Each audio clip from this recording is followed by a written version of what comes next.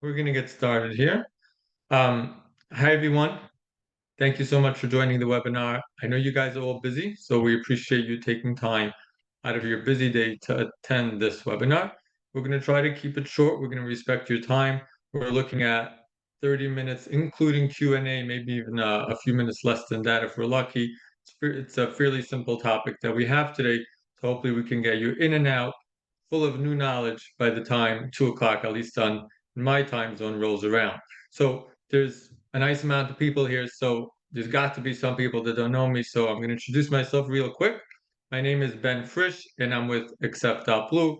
For those that don't know Accept.Blue, Accept.Blue is a fantastic omni-channel payment gateway servicing hundreds of ISOs and ISVs.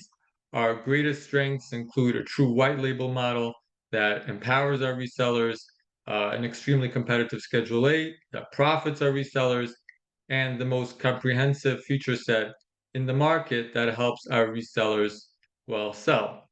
So some of those features include level 2 and 3 automatic interchange optimization, ACH processing, a range of surcharge and dual pricing models, email and text invoicing, hosted payment pages, and much, much more.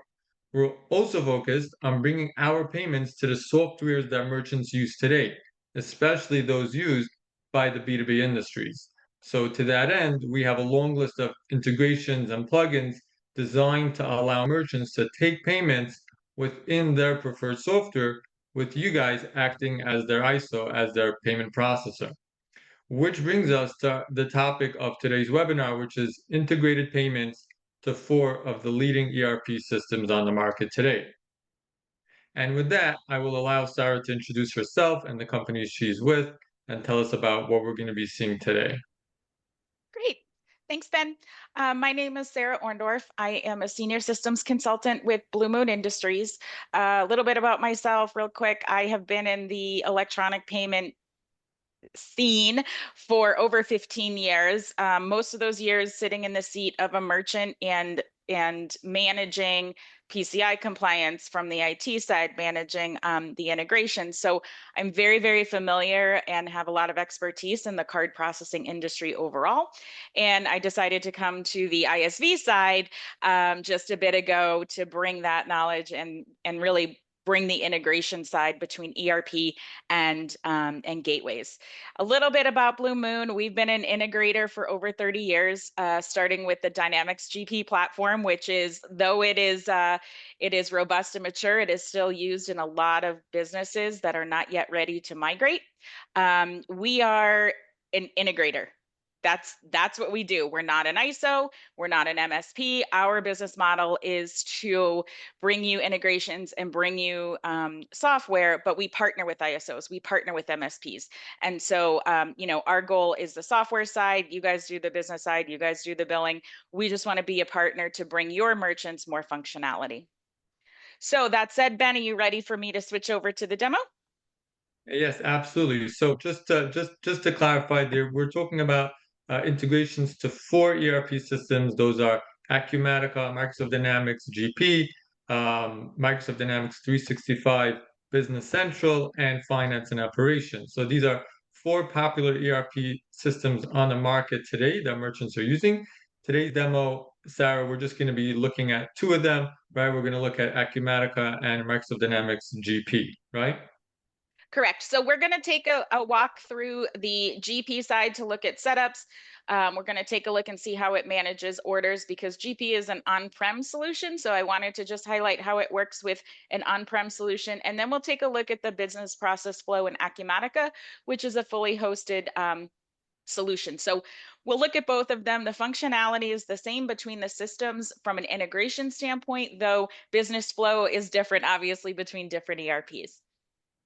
Okay, so we're all excited to see what it looks like live, Sarah. But just to run through some of the chief benefits that these integrations bring to the table, and then we'll allow you to share your screen and Sure.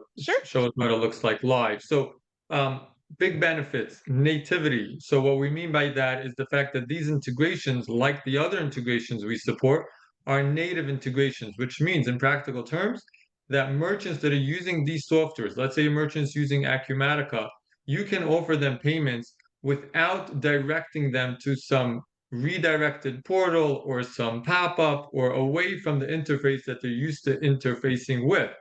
That's not what happens with our integrations. Our integrations allow the merchants to stay exactly where they are. They stay using the Acumatica interface, they stay using Microsoft Dynamics GP interface, and within that portal, within that interface, they are able to take payments with the gateway just operating in the background. So this is a huge benefit. A lot of integrations require merchants to get sent all over the place to manage different portals, different credentials. None of that happens with these integrations. You're telling the merchant, stay where you are, don't change anything about the softwares that you use, and we'll still manage to process the payments seamlessly without interruptions. That's one big benefit of these integrations. Another one, like all our integrations, it has automatic interchange optimization, level 2 and 3 interchange optimization.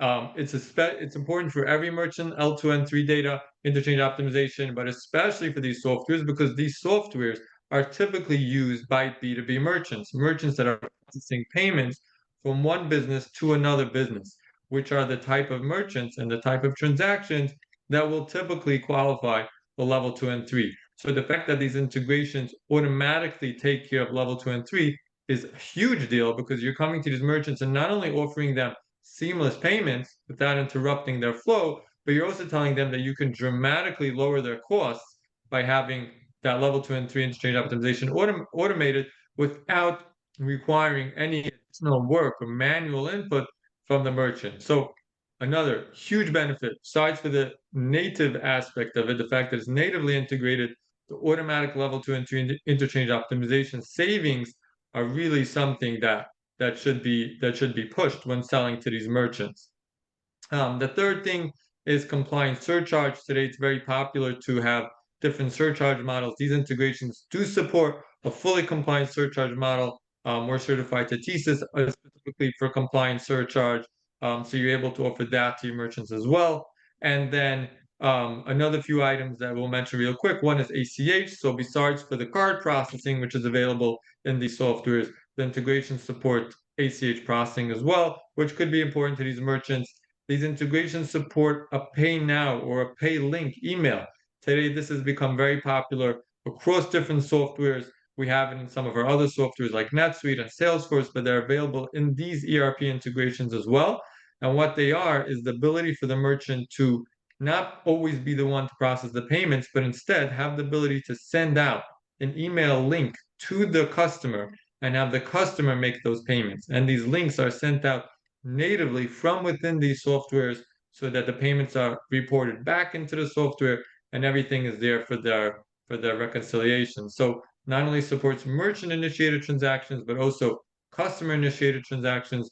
And of course, these will give the fact that it's a direct integration gives the merchant single pane reporting. So if they log into their gateway account and they're taking payments from multiple different endpoints, they'll see the payments that are coming from the integrated software, from the virtual terminal, from some other endpoint. Everything will appear together in their gateway account. So these are some of the chief benefits that we wanted you to be aware of with these integrations. They're all super valuable. They should all be used as part of the sales process because they're typically very important to merchants. And with that, Sarah, let's see how these look in a production environment, live. Yeah. Great.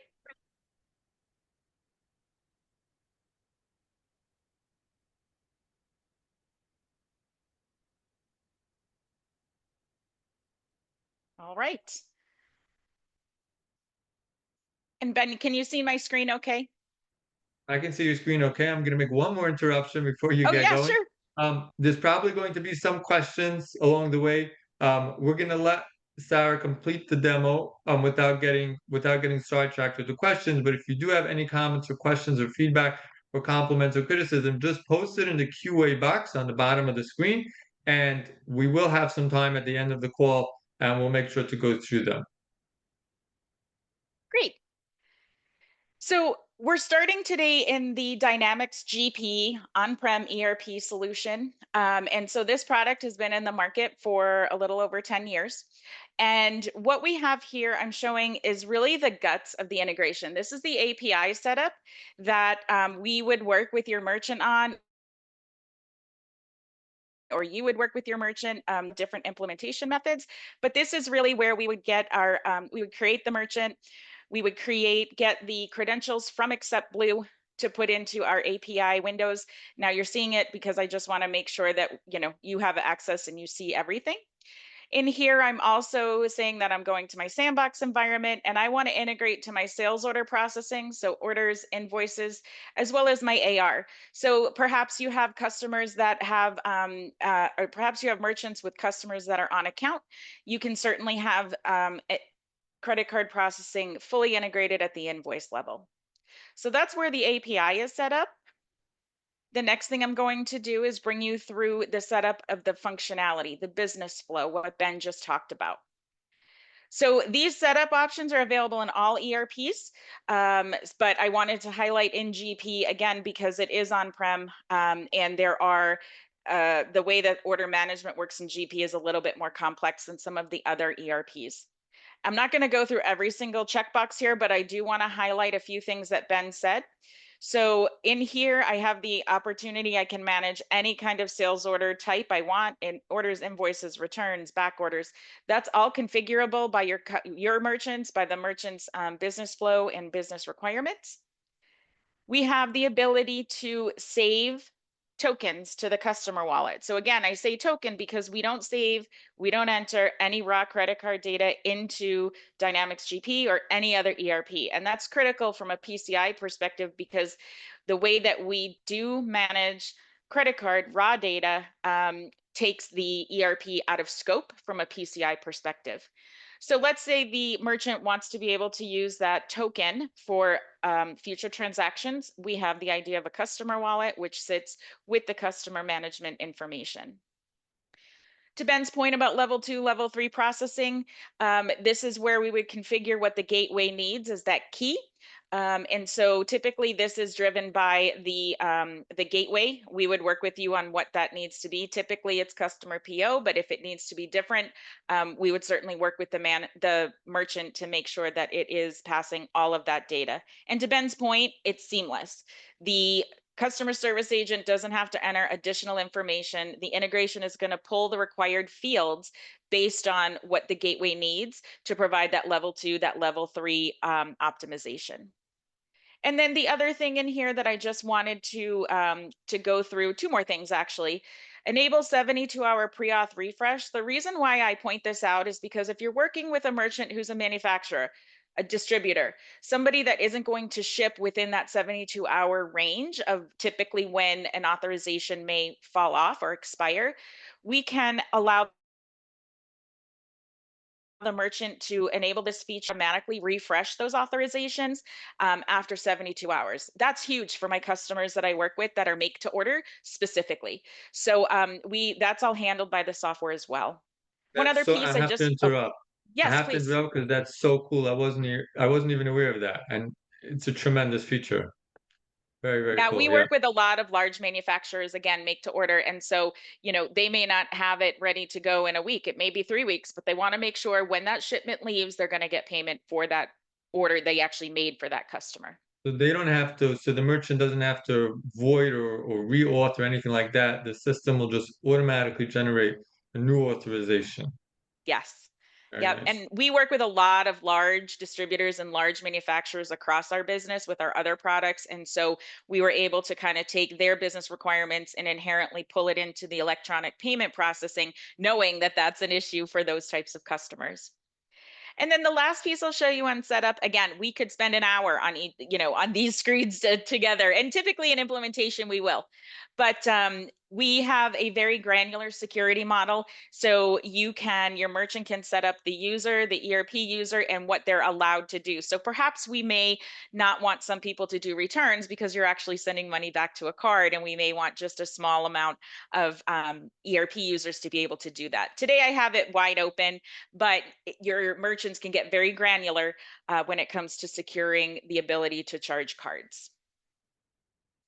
So that is the setup information. That all of that functionality is available across all of the ERPs. And then just to look at very quickly, the surcharge feature that Ben alluded to, this is where we would set that up. It is completely compliant. So you can set it up to be a surcharge globally. However, when a card comes in, we do a bin lookup and we evaluate whether that card is able to be surcharged. So in the surcharging world, there's like a huge matrix of what is allowed, what is not allowed. So debit cards are not allowed. Massachusetts doesn't like it. So we do that bin lookup at time of card entry to make sure that the surcharge the merchant wants to charge is actually in compliance.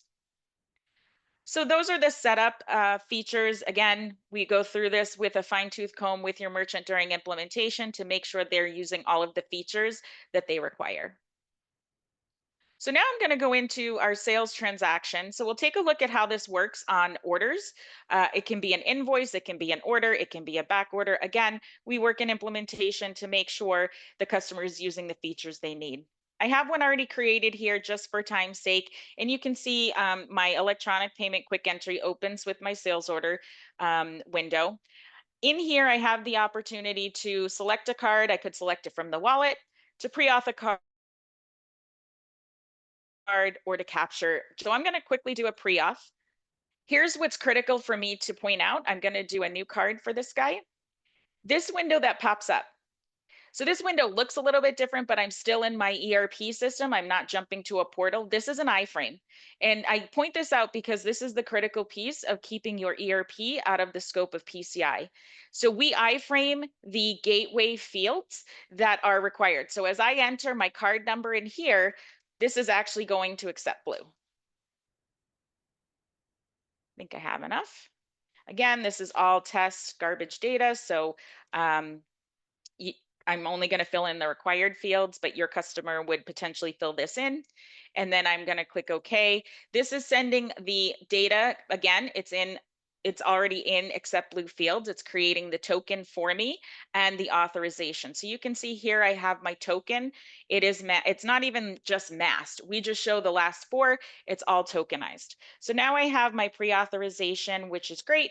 At this point, what I can do is, let's pretend it's 5 days down the road and now I'm going to ship that order. So I'm going to do it just the GP way. Again, this is typically done within a batch process, but just for demo's sake, you can see it went out to capture my authorization. It's successful. And then here is my invoice. So if I go to my electronic payment processing, I can see here that my pre-auth was existing, and now I've captured that $229. So the typical business flow would be enter the order, ship 5 days later. In a batch process, that would all be seamless to the merchant. However, if for some reason that card was put on a block, or what might have happened within the authorization time, if the capture does fail, we send that order, that invoice, to an exception batch so that your merchants don't have to sort through those that didn't get the right transaction. They have all of the exceptions ready and available in one batch. So we'll save this. And now I'd like to switch over to Acumatica, Ben, if that's okay. So this Yeah. is my Acumatica. This again, so we just came out of Dynamics GP, which was on-prem. So all of that is running off a SQL server, pretty much within the customer's data center.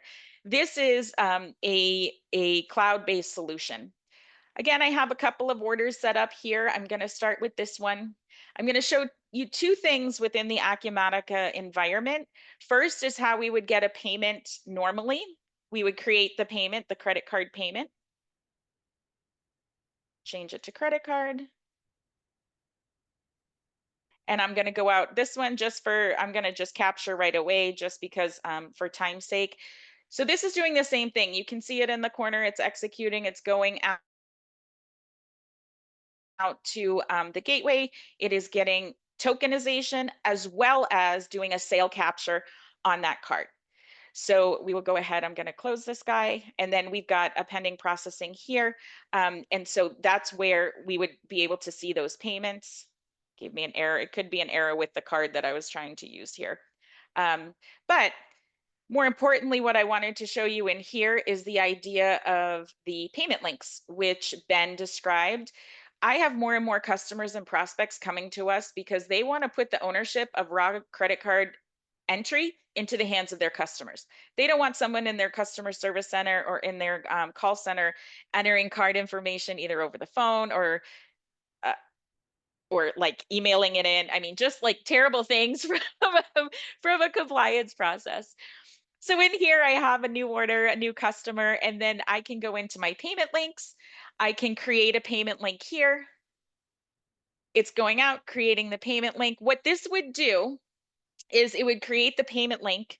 It would put this order into a queue to be emailed. And then the next time the email functionality runs, you can see I don't have it set up to email out a test system. I don't want to email people, but it's going to send an email with that is branded to the merchant, and it's going to give them a link that goes to here.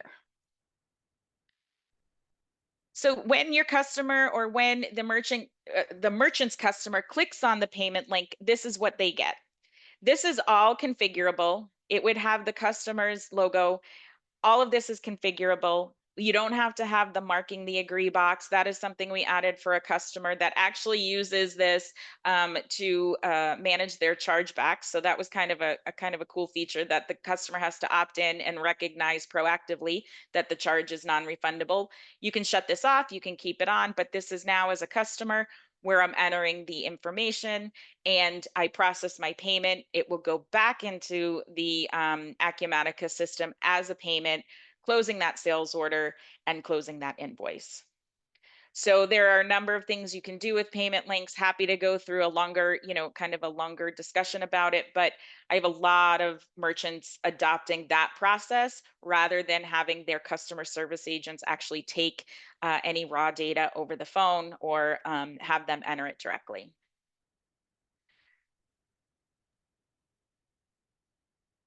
That was fantastic. It was quick, but Saturday. That certainly was, we could spend a ton of time on this stuff. I love I'm this stuff. I sure. know I'm weird, but happy to answer anything.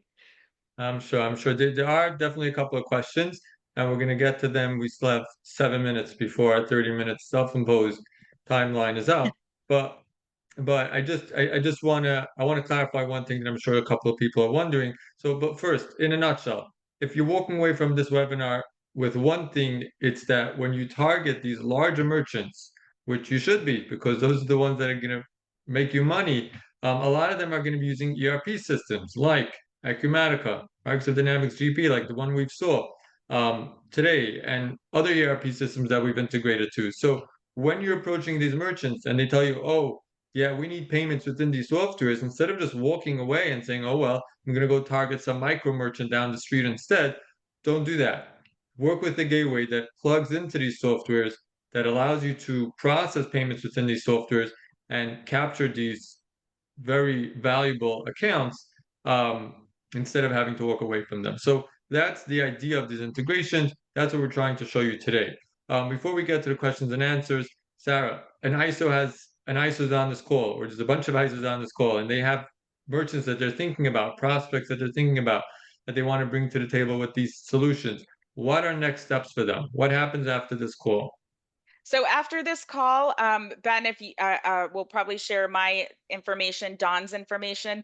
So you can send a message to our channel management email or Don's email. Again, if Ben shares that information, you can put me on it as well. So you would start with our channel, and typically, because again, electronic payments are uh, it's not a one stop shop, right? Everyone has their own unique requirements. We typically do a very short discovery call just even before a demo, because I want to make sure when we're demoing, it is targeted to what they actually do. If they don't do shipping, maybe they're subscription billing or something like that. It's not going to matter if I show them, oh, when you transfer. So we like to, before we do a live demo with a merchant, we like to make sure we have a little bit of information to tailor that experience for them. And then this is a really quick and easy implementation, to be totally transparent. I have gotten people up and running in 10 days, because they had a kind of a drop dead date. But we do like to work with merchants and the ISO to make sure that we are meeting their expectations and implementation and go live. So I don't know, Ben, if you wanted me to jump in about the upfront cost for those merchants or not, but we partner with ISOs, we partner with MSPs. The way that we bill out the software is really we do revenue share agreements with ISOs and MSPs. So the beauty of that as an ISO is you're providing one quote, you're providing one bill to the customer. They are not getting three bills, one from us, one from you, one for support. And within that revenue share, everything is included. And when I say everything, it's implementation, it's software, it's upgrades, it's support. So our goal to do that is to make sure we get these merchants up and running and realizing that value as quickly as possible. Let us partner together. We'll figure that out. We want to get those merchants up and running quickly and realizing those financial gains from having, robust integration. Got it. Okay, so guys, if you have prospects or opportunities either now or very soon, email me ben@accept.blue. There's never a .com. It's just accept period blue. Or if you're used to emailing support@accept.blue. And what we'll do is we'll do an introduction to Sarah and to Dawn, and they're gonna walk you through next steps and help you get your merchant all set up and ready to process payments. So just reach out to us. We'll connect you to the people there at Blue Moon, and they'll take care of you. Um, and he help you get to the finish line. Okay, that brings us to 3 minutes left, and we have a couple of questions over here. Sure. So I'm gonna run through them real quick. So there's a couple of questions about surcharge. Looks like a few people missed that part. So just to run through that real quickly, yes, these integrations support compliance surcharge, specifically that model where the software will recognize if it's a credit card or a debit card, or depending on where they're located. If this is a transaction that is able to have a surcharge attached to it, then it will attach a surcharge. Otherwise, it will not attach a surcharge. So Correct. it's compatible with a fully compliant surcharge program. There's a question here about that auth refresh. So walk us through again, Sarah, again, how that works. So if you have that selected as a setting, then it retries again after 72 hours. Was that what it was?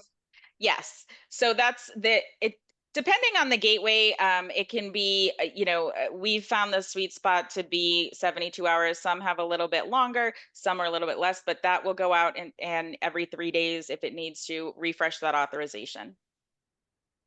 Okay, there's a question here. There's a few questions about posting the webinar online for people to see it post call. Absolutely, give us a day or two, and it's going to be up on our YouTube channel. Just go to YouTube and search Accept Blue, and you'll see the webinar there. That'll be posted. Um, there's a question over here that I like. What are the most popular industries using these two ERPs or these four, right? We've only seen two today, but what Blue Moon offers is actually integrations to four ERPs. They also offer integrations to Microsoft Dynamics 365 Finance and Operations and Business Central.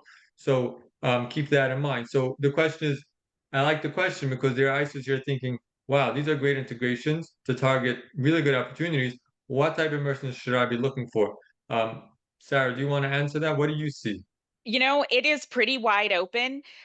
So I'll give you just, real life examples from the last 6 months of implementation. So we do work with a number of distributors and manufacturers. And the reason why we our solution is a good fit is because we understand that industry inside and out. We have a ton of other products in that industry, and we've built in features that will support those manufacturers and distributors and their processing. Where once they have an authorization, they don't want to touch it, right? They're like, we just want it to work. We want to get the capture, and we want to ship the goods. Now, on the other hand, I've also done implementations with country clubs and their annual billing that they do for annual membership, where they may not have a high number of transactions month to month, but you better bet on October 1st when they send their renewal, they are sending hundreds if not thousands of emails and links at one time to their members for their annual membership. So it really runs the gamut. Am I still there, or did I lock up? Like for a second, but you're still here. Okay.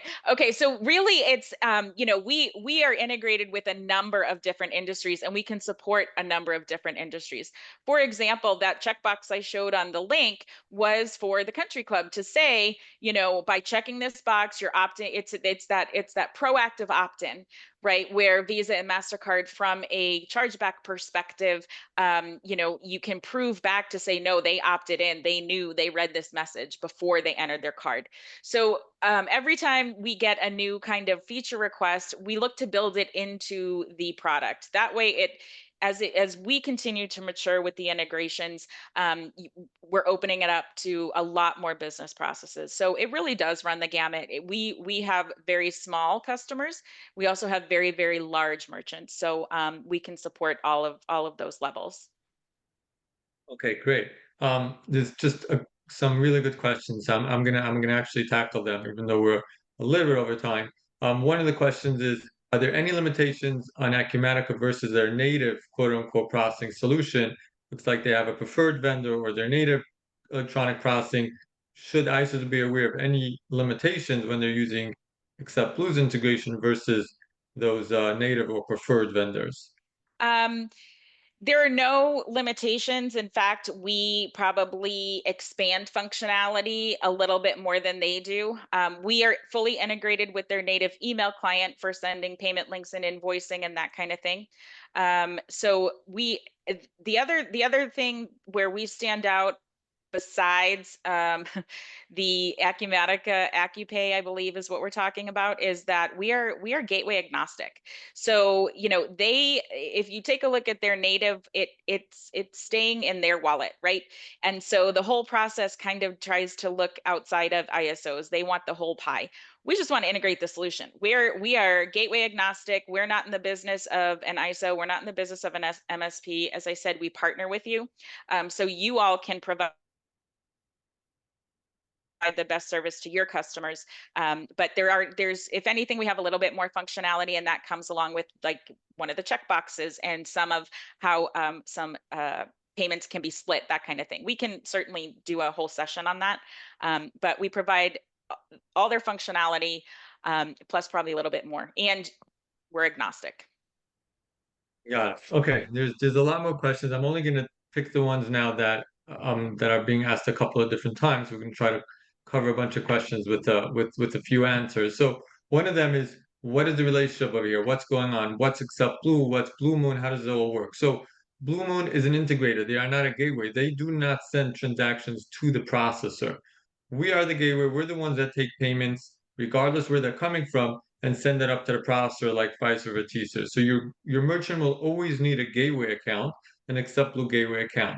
Then there's the merchant software, let's say Acumatica. So the challenge over here is, how do we have merchants processing payments within Acumatica and have the gateway take those same payments and send it up to the processor, to their merchant account at the processor? That's where Blue Moon, an independent integrator company, comes into the picture. So they provide that middleware that sits between the merchant's software, like Acumatica or Microsoft Dynamics, and the gateway, and acts as that bridge to take those payments happening within that software and send it to Accept Blue so that we could go ahead and send it up to the processor. So think of the flow as like this: the merchant software, just picking Acumatica as an example, Blue Moon as that bridge, which on the other side connects to Accept Blue, so that we could send it up to the processor. So you need all the pieces of this puzzle. If you're just gonna have a gateway, our gateway is not integrated directly to these softwares.